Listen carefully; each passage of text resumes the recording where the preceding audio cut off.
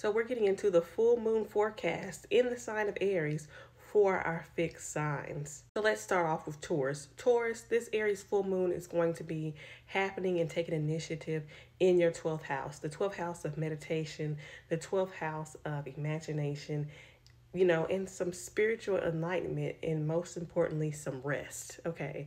Because you have been needing it. But because the full moon is there, also expect some secrets or something about you to come be brought to life or be brought to the public. And the reason why this is happening is to basically come to accept that you have some wounds. You have some subconscious wounds. The 12th house has to do with the subconscious. So you're having some type of wounds in which you need to approach a way in which you can heal and deal with those so that it won't psychologically impact you, okay? Taurus, you have a temper, okay? I'm a Taurus rising, so I know. You have a temper, and it's psychological, but it's so embedded in your subconscious. You find yourself getting angry, getting anxious, getting upset, or feeling motivated out of nowhere. And because of the sponsor of this full moon is in your third house of communication, of your mindset, of thinking, and your siblings, I can see that there's going to be a lot to come out when it comes to your siblings, right? There's going to be a lot to be exploded. Like, you guys are going to explode when you talk to people in your immediate surroundings, when you're talking to your siblings, your aunts, your uncles, or like someone in your immediate environment. And you're going to go ham. You are going to be arguing, and it's going to come from this place in which you suppress and you suppress and you suppress so much that you finally pop off on somebody, or somebody's popping off on you, and then they begin to reveal to you why they're mad. So expect that from your siblings and those in your immediate environment as well. Like, can you imagine one of your siblings saying, like, you know what, you're a piece of shit, and you've always been that way because blah, blah, blah, blah, blah, and it just hits you. That's what's happening for you Tauruses during this full moon. Now, you have the Sun conjunct Juno in your area of everyday life, your routines, and your health. So it's like you need to find a balance between your subconscious mind and all that chaos in there, and your work life and your health life, because it's making an impact. The Sun is opposing Chiron in your 12th house. Venus rules Taurus, but you guys need to know that beauty is health, wealth is health, and you can't be harboring on things and traumas and anger that's derailed from your past or your past life to come into this life and affect you right now, because you have places to go and things to do. Now you have Venus sextile Pluto happening in the areas of your life around relationships and the law, in higher learning and things like that. So I think that you need to make a final decision when it comes to your one-on-one connections and how you'll commit to them or what you'll teach them. Because I feel like some of you Tauruses are being called to teach. Isn't that coincidental? But before you teach, you need to heal as a student first. Leo, the full moon is happening in your 9th house. So a lot's going to be brought, like a lot of attention. The spotlight is going to be on laws, like legal situations. It's going to be on travel, higher learning, your beliefs, all that jazz. I feel like you want to believe something new. Like you want to pick up a new belief system in which you feel more autonomous, in which you feel like you have the reins on your own life and where you're heading and where you're going. It's like you want to venture out on your own and do something and learn something, but there are some wounds there.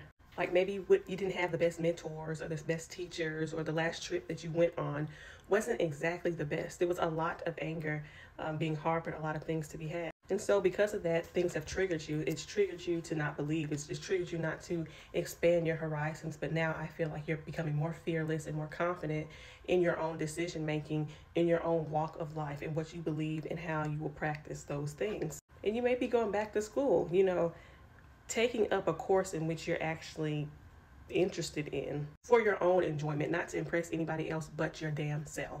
Now I see the Sun in Libra is conjuncting Juno in your 3rd house. Now the Sun's conjuncting Juno in your area of your everyday immediate environment, siblings, people, the small media, all that jazz. And you're going to have a lot of people who want to latch on to you and kind of want to keep you like where you're at, in a sense of that they may keep you at a lower mind. They may keep you from wanting to expand your mind and things like that. And you want to expand your mind and explore and become your own person. But there are people in your immediate environment who may be trying to stop you from doing that. Now, Mars is in the area of your subconscious and your dreams and stuff. So I feel like you're fighting a lot subconsciously. Like you want to move forward with something, but it's kind of like this tug of war. It's a tug of war between people who are around you and people who are further ahead of you that you want to join. There's a tug of war between your higher mind and your lower mind. And it's like you too have a lot of distress, a lot of anger in your subconscious, and you may have been depressed for a while, because really depression is anger turned inwards. And now you're in a phase in your life, which is you don't want to hang on to that anger anymore. You want to ascend. You want to eat, pray, love. You want to get out there and see what life truly is and how it can truly benefit you. Now we have this Venus Pluto sextile happening in the areas of your home and your health. So this is kind of like your final chance to kind of have those hard conversations with people in your family, people that you live with, because you are going to be exiting one reality and entering another one, because you're ascending, baby. You are ascending. All right, my Scorpios, the Aries full moon is going to be hitting your 6th house. What is that? The house of daily health, routine, your workplace. I feel like you're finally going to leave your job that you've despised so much, or there's going to be like an outburst at your job, something happening. You're going to get into an argument with somebody. Somebody's going to get their hair tugged. I'm just kidding, but that'll be quite eventful and fun to hear. But you're just sick of the bullshit. You're sick of the fact that people are shortchanging you at the job, or talking shit, or that you're shortchanging yourself when it comes to your health, especially your mental health, and those headaches that you've been getting. Oh my gosh, those headaches. And life has become a headache. And you're just kind of like, okay, what can I do to ascend higher? What can I do to better my reality in which I'm living at my peak? I'm living at where my higher self wants me to be at. Because right now, between me and this job and my bosses at my job, they're getting cussed the fuck out. So that's in the forecast for you, Scorpio. And then you have the sun conjunct Juno in your 12th house. And you're like, what the hell does that mean? Well, that means because it's in Libra and it's in your 12th house, that people from your past, or you have like a lover, or somebody you're seeing in secret that wants to partner with you in private. But what you need to realize is, while they're partnering with you in private, they're actually stopping you from growing as a person. You do not want to return to your vomit when it comes to dealing with secret people. You know, that person that you promised yourself that you wouldn't link back up with, and yet here they are making proposals. But then you have Pluto, your ruling planet, in the energetic degree in Capricorn, in your area of your lower mind, your everyday mind, your communication, your thoughts. And it's making a sextile with Venus in Scorpio, your sign, at the energetic degree. And it's like this peak of, when are you going to learn to value yourself, to have these hard conversations with yourself, so that nobody from all ends, from your job to your partners to your kids, are not taking advantage of you, or you're not taking advantage of them. And lastly, Aquarius, this full moon in Aries is happening in your 3rd house, okay? Mind over matter. Mind over matter. That's what you want to be. That's where you want to go. Okay, but the moon is conjuncting Chiron in your mind, which means that there's a lot of mental wounds, or it's like some type of mental disorder or thought patterns that have done more harm than good. And this full moon is motivating you to do some healing around that. Like, you're feeling motivated to go do things and be independent and shit like that, but when you go, so do your wounds. And you need to fix that. Moon squaring Mars is affecting that area of life along with your health. So when you're popping off, you're exposing how much help you need with your mental. Like, it's showing through your pop-offs that you need a lot of work with your mental health. Somebody had to say it.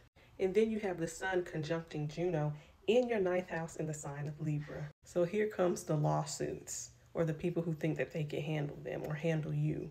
Bad idea. Or you could be talking to somebody from a different country, if you know what I mean. And this partnership is going to make some type of change in your everyday life.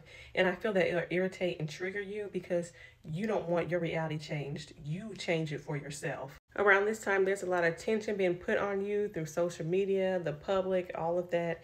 You're looking good. You're looking good on the outside. And it's sextiling Pluto in your 1st house. So you're looking powerful. But we have to make sure that mind is together.